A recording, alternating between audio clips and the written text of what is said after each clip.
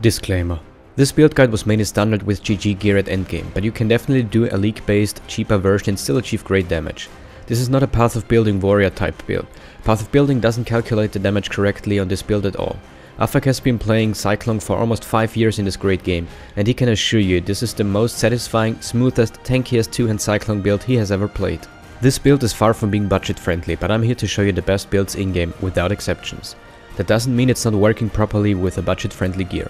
Recommendations for that and all kinds of questions are and will be answered on a specific thread by AhFack and me on the PoE forum or in the comment section of this video. Make sure to hit the subscribe button to not miss any new builds we came up to. Without further ado, lean back, relax and let's get started.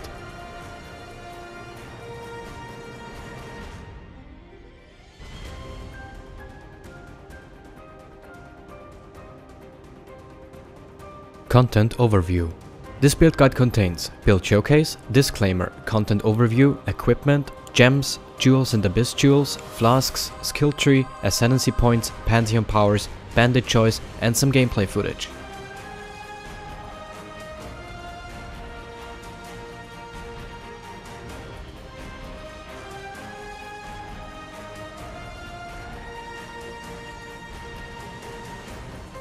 Helmet. Devoto's Devotion. Devoto's Devotion is just a great all-around helmet, giving us a healthy amount of move and attack speed. It makes cycling so smooth. It also gives us the dexterity we need for items and gems.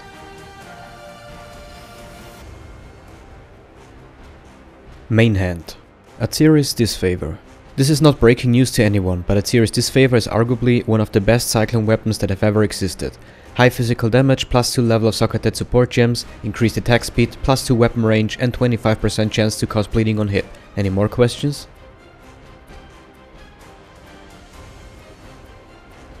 Body Armor. Chaos Heart. Legacy Chaos is obviously the best for two-hand resolute technique builds, but is quite costly now. Non-legacy is great as well. Increased fire damage roll doesn't matter.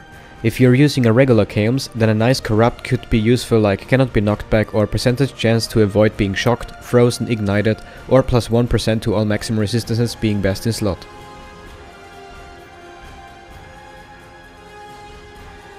Gloves. Rare Gloves. Insanity Gloves with dual resistances, high life roll and dual leech is great for this build. We put our leap slam in our gloves in order to achieve the fastest two-hand leap slam in the entire game. Hemophilia and Tom Fist are also good options, especially with vulnerability on hit. However, I believe a good dual leech glove will benefit us now more than ever. I would prioritize leech prefixes over a hybrid life roll. We need to bring as much leech to the table as we can.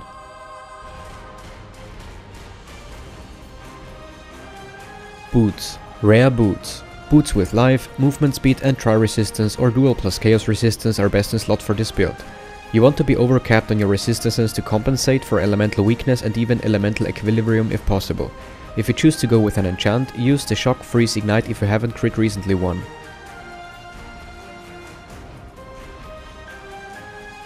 Belt. The Retch. The Retch plus Slayer is overpowered. We never stop leeching, so we never stop dealing damage. Retch damage is considered as reflected damage, so our brutality gem doesn't affect it. Considering we get a flask effect duration as well, life, some physical damage and even a bit of movement speed, this belt is great for us. We even gain a healthy amount of damage, functionality and smoothness from this belt. If you prefer a rare belt instead to be more tanky, I recommend a belt like Rustic Sash or a nice Stygian Vise. Belt of the Deceiver is another good budget option. The new Darkness Enthroned Stygian Vise with dual jewels to fill in your flat physical damage, resistances and life is also a really good option.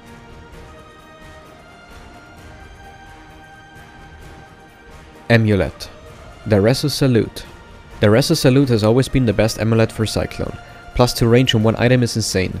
There are only so many ways to scale weapon range. With GGG nerfing area of effect in this game, melee weapon range is by far the best way to scale our Cyclone's area.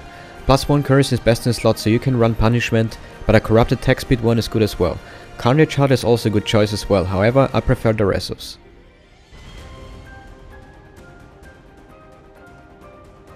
Rings. Rare Rings. Steel rings with life, flat physical damage, intelligence and dual or chaos resistance are what you want. We have to get intelligence from somewhere, and getting 100+ intelligence on 2 rings is the best place for this. Doidrous Damning is a good budget way of achieving 2 curses if you want to try that.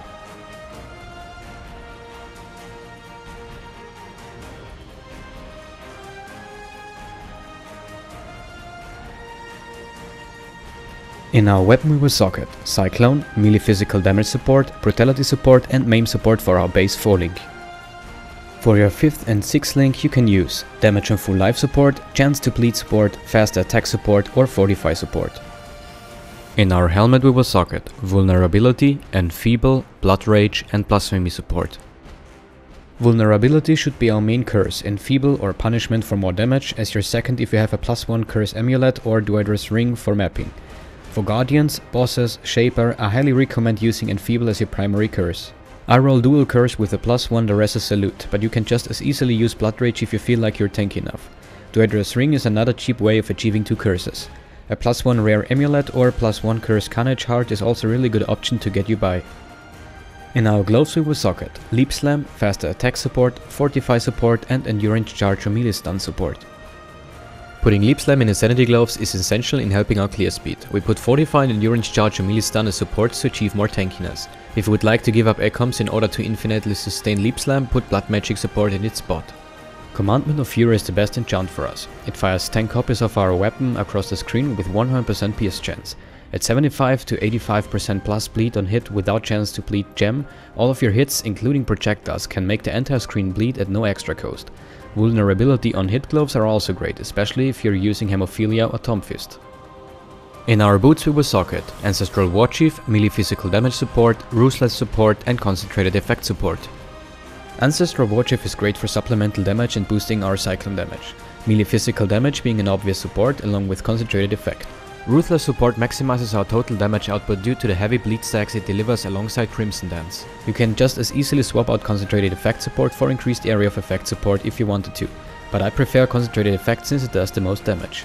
If you only play solo, you can put brutality in the melee physical damage spot, as it is slightly more damage.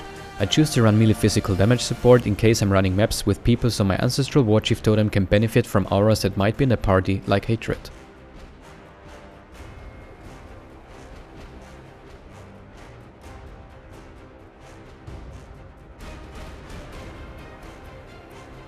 Jewels and Abyss Jewels. Life percentage on all jewels followed by attack speed, physical damage, area damage and melee damage. Chaos resistance or other resistances you might need are also nice for jewels since we're two-handed.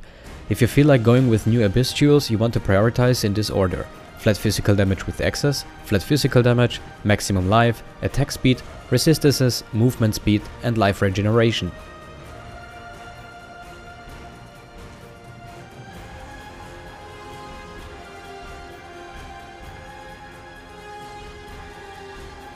Flasks. Lion's Roar. Lion's Roar has the highest damage output out of all of the flasks. It is great for guardians or shapers since they cannot be knocked back. But on regular bosses or mobs just be aware the knockback can move your enemies around and potentially out of the Ancestral Warchief totem area. Sulfur Flask.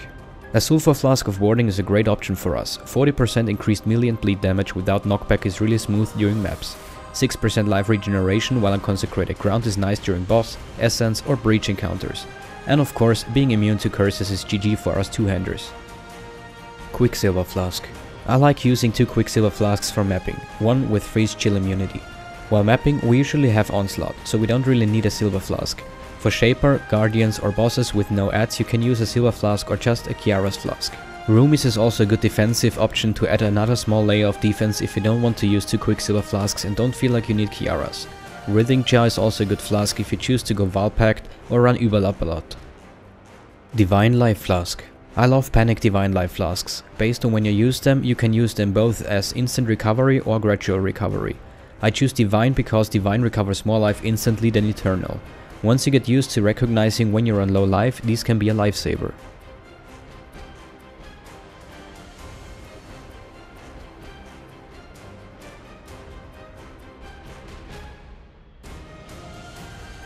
A detailed skill tree plan, leveling advices and gear choices while leveling are listed in AhFack thread on the official Path of Exile forum. Links are given in the description below.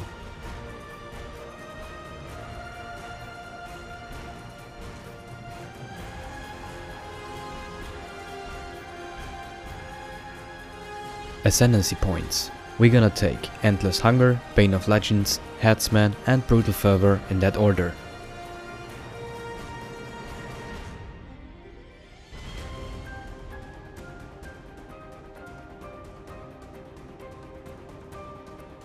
Pantheon Powers. Soul of Arakali with Herald of Thunder, very important for us. There are all sorts of dots in this game that will boost our leech after we stop taking the dot damage. A lot of people like using low level cast when damage taken with Blood Rage and Immortal Call in order to proc this basically 100% of the time. I don't use that method, but it's very useful for leveling. Give it a shot if you feel like you can fit that in somewhere in the build.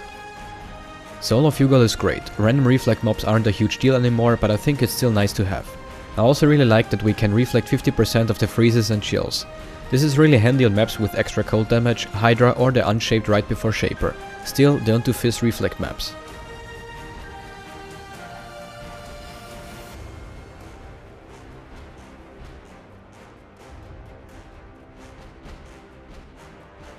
Bandit Choice. Kill them all! Note: if you have any questions regarding a build, such as leveling advices, budget recommendations, more gameplay footage, insert random question here, visit the written guide on the PoE forum and or visit AhFack's YouTube channel, links are in the description below. Thanks for watching my video. I would greatly appreciate your support with a simple like on this video, your thoughts and feelings about the content itself in a comment. On top of that, subscribe to my YouTube channel if you want to see more videos from me in the future. It's totally free, so become a part of our great community. A big thanks to AhFack for creating the guide and providing me with the footage for our project. You can find all kinds of God mode PoE on his YouTube channel, so check it out. Take care and have a great day.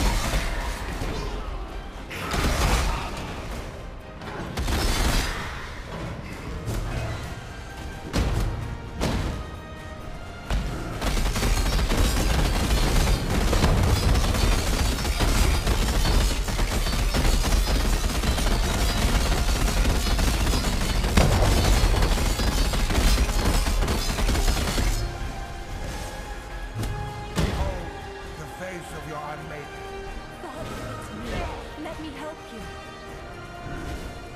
Imperfection must be reshaped. You must be reshaped. Chaos.